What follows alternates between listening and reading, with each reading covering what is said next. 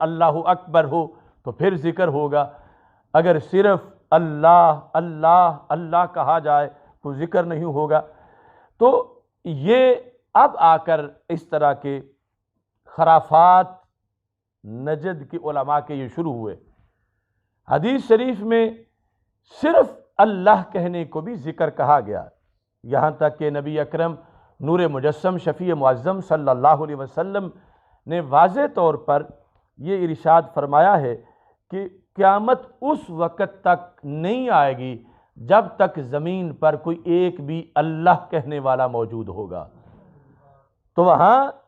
یعنی صرف لفظ اللہ ہے، یہ نہیں کہ اللہ اکبر کہنے والا موجود ہوگا، صرف لفظ اللہ بھی ذکر ہے تبھی تو اس کا ورد قیامت کے نہ آنے کی دلیل ہے۔ جب زمین سے ذکر خدا اٹھ جائے گا، یاد الہی، تو پھر قیامت آئے گی۔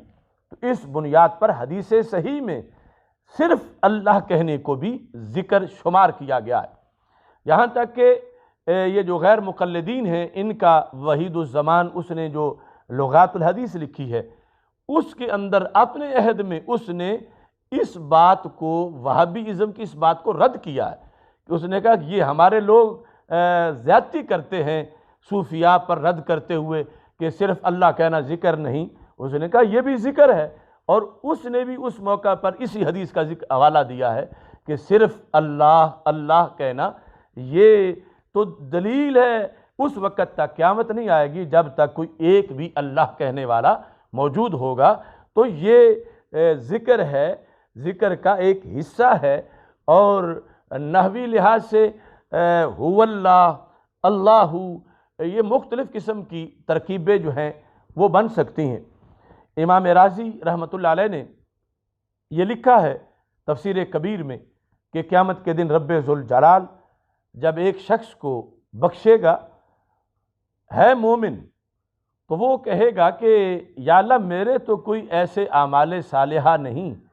کہ جس کی بنیاد پر آج میں بخشا جاتا، میں تو بہت بڑا پاپی مجرم فاسق و فاجر تھا، ساری زندگی گناہوں میں گزر گئی، تو مجھے کس بیس پر بخش دیا گیا؟ تو رب ذوالجلال یہ جواب دے گا، اما علمت لیلۃ کذا و کذا، تمہیں یاد نہیں فلاں رات تو سویا ہوا تھا، وتقلبت من جنب الی جنب، اور تو نے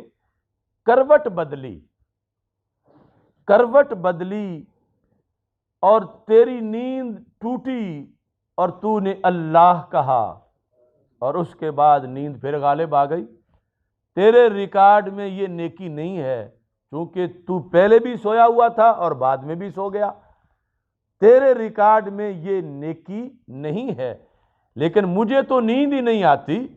اور جو کوئی جس صدی میں جس گھڑی میں بھی پکارتا ہے مجھے پتا ہے کہ اس نے مجھے پکارا ہے، تو میں نے آج تجھے اس ایک بار اللہ کہنے پر بخش دیا ہے کہ جو دو نیندوں کے درمیان تو نے اللہ کہا تھا، اس ذکر کی بنیاد پر تجھے بخشا گیا۔ اور اس میں یہ بات بھی ذہن میں رکھی جائے کہ رب ذوالجلال نے ذکر مصطفیٰ صلی اللہ علیہ وسلم کو اپنا ہی ذکر قرار دیا ہے، جعلت ذکرک ذکری، اللہ فرماتا محبوب میں نے آپ کے ذکر کو اپنا ذکر قرار دے دیا ہے،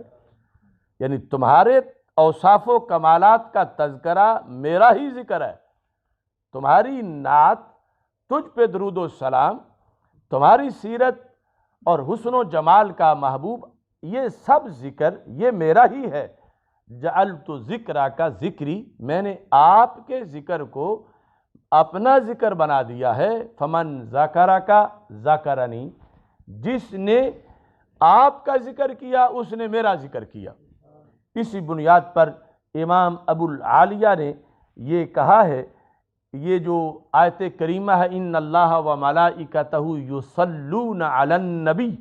کہ اللہ اور اس کے فرشتے رسول اکرم صلی اللہ علیہ وسلم پر صلاۃ بھیجتے ہیں، اس کا کیا مطلب ہے؟ امام ابو العالیہ تابعین میں سے ہیں، وہ کہتے ہیں ثناؤہ علیہ عند الملائکہ، اللہ کی صلاۃ جو مسلسل ہے، انقطاع نہیں، ازل سے ابد تک، وہ کیا ہے کہ رب ذوالجلال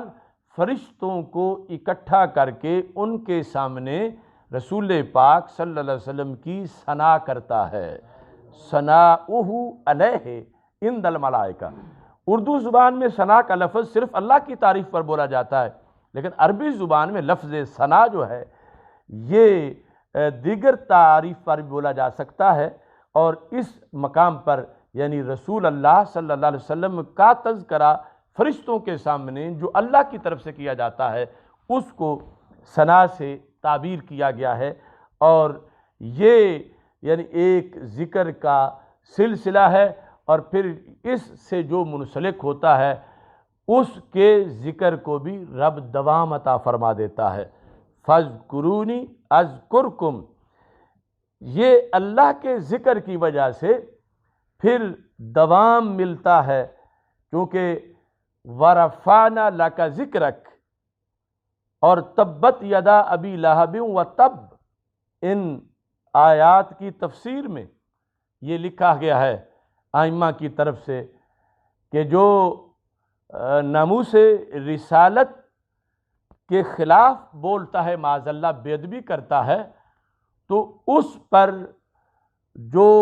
اللہ کی طرف سے لعنت ہوتی ہے تو اس کا نام و نشان مٹ جاتا ہے، اور اسے ان شانئک ھو الابتر، اس آیت کی وجہ سے نام و نشان مٹنے کا انجام ملتا ہے۔ اور دوسری طرف جو ناموس مصطفیٰ صلی اللہ علیہ وسلم پہ عملاً قولاً تحریر تقریر تنظیم کسی جہت سے بھی پہرا دیتا ہے، اسے وَرَفَعْنَا لَكَ ذِكْرَكَ کا تحفہ مل جاتا ہے۔ تو یہ وجہ ہے کہ یعنی دوسری طرف مٹنے والے مٹ گئے ہیں، لیکن نہ مٹا ہے نہ مٹے گا کبھی چرچا تیرا۔ سرکار کا چرچا تو سرکار کا چرچا رہا، آپ کی ناموس پہ جنہوں نے اپنے آپ کو پیش کیا، وہ غازی علم الدین شہید ہوں یا غازی عامر عبد الرحمن ہوں، وہ پہلی صدی کے غازی ہوں یا غازی ممتاز حسین قادری ہوں، ان سب کو وَرَفَعْنَا لَكَ ذِكْرَكَ کا فیض ملتا ہے، اور اس طرح ان کے ذکر کو بھی دوام ملتا ہے۔ میری دعا ہے رب ذوالجلال ہمیں یاد الہی کے ہمہ جہت یہ سب پہلو پیش نظر رکھتے ہوئے اپنی زندگی، اپنے دل کے سارے گوشے، اپنی حیات مستعار کے سارے پہلو یاد الہی سے بھرپور رکھنے کی رب ذوالجلال توفیق عطا فرمائے۔ وآخر دعوایا ان الحمد للہ رب العالمین۔ آج ہمارے لاہور میں ہمارے نوجوان عالم دین مولانا محمد نعیم عارف نوری صاحب، ان کا وصال ہو گیا ہے۔ میں تمام ناظرین سے ریکویسٹ کرتا ہوں کہ ان کی بخشش کے لیے، بلندی درجات کے لیے دعا کریں۔ وآخر دعوایا ان الحمد للہ رب العالمین۔